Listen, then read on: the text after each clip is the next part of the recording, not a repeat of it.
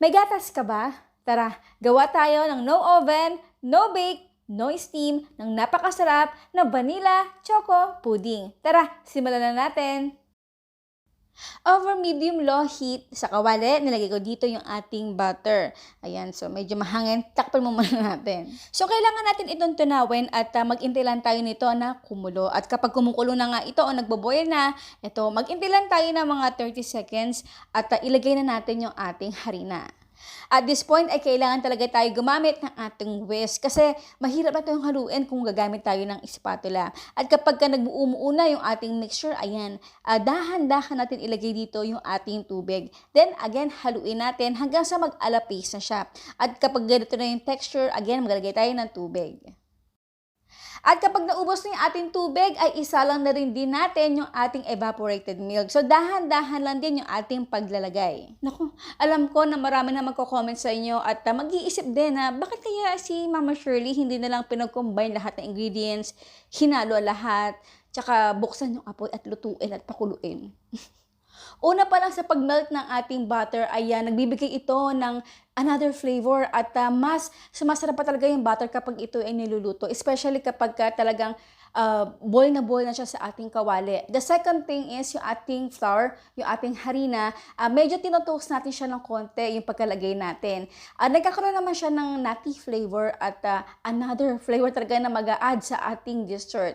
Alam niyo yun, parang paunti-unting flavor at ito ay pinagsama-sama, mas pinabongga, mas pinasarap, mas ka-yummy-yummy yung ating dessert. Try nyo, promise, it's worth it. Sa pagluto naman ito ay kailangan talaga natin haluin continuously kasi dumidikit yung ating mixture sa ating kawali.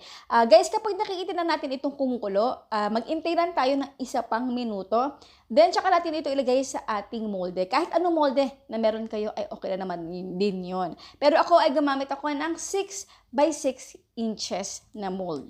Yan. So, ito po ay pinalamig ko muna in room temperature for 1 hour. Then, transfer ko ito sa ating fridge. At habang naman tayo nag-iintay ay gagawa naman tayo ng ating chocolate pudding. Sa isang maliit na kawali, ito po wala po munang apoy. Ilagay mo muna natin lahat ng mga dry ingredients. Haluin ito to avoid any lumps.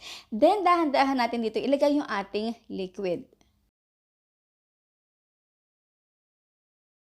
At kapag nag-blend na yung ating mga ingredients, ilagay na natin ito sa ating kalan. Over medium-low heat, ay continuous pa rin dapat yung ating paghahalo. Habang ito ay niluluto, papalapot naman ito ng papalapot. At huwag tayong hihinto. Basta't halo na lang tayo ng halo. At mag-intay lang tayo ng ito ay mag-boil. At kapag ito ay nangyari na, mag-intay lang tayo for another 30 seconds. Immediately, kailangan natin ito transfer sa ating vanilla pudding na ginawa natin kanina. So, sa paglalagay nito, kailangan na nakasalok yung ating spatula dito sa ating vanilla pudding kasi baka lumusot yung ating chocolate pudding dito sa ating vanilla pudding kasi medyo malambot pa talaga. So again guys, kailangan natin ito muna sa room temperature for 1 hour at iligay natin ito sa ref hanggang sa lumamig or mag-set. At para mabalance naman yung ating lasa ng ating dessert, ay malagay tayo dito ng cocoa powder. Bago tayo magtikiman portion, ang tanong ni Mama Shirley, ilang kulay ang nakikita nyo dito sa ating pudding? Ang inyong sagot sa comment box section. And now, it's done! Our Choco Vanilla Pudding.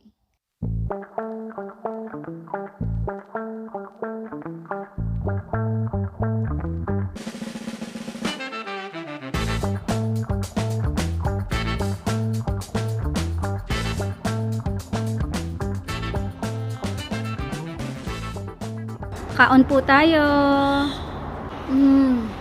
Well, super creamy. Ang sarap. Hindi siya nakakaumay.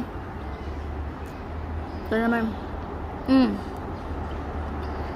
Guys, this is a really must-try dessert na pwedeng ihanda sa mga pang fiesta, sa Pasko, Bagong Taon, birthday, at kung ano-ano pa.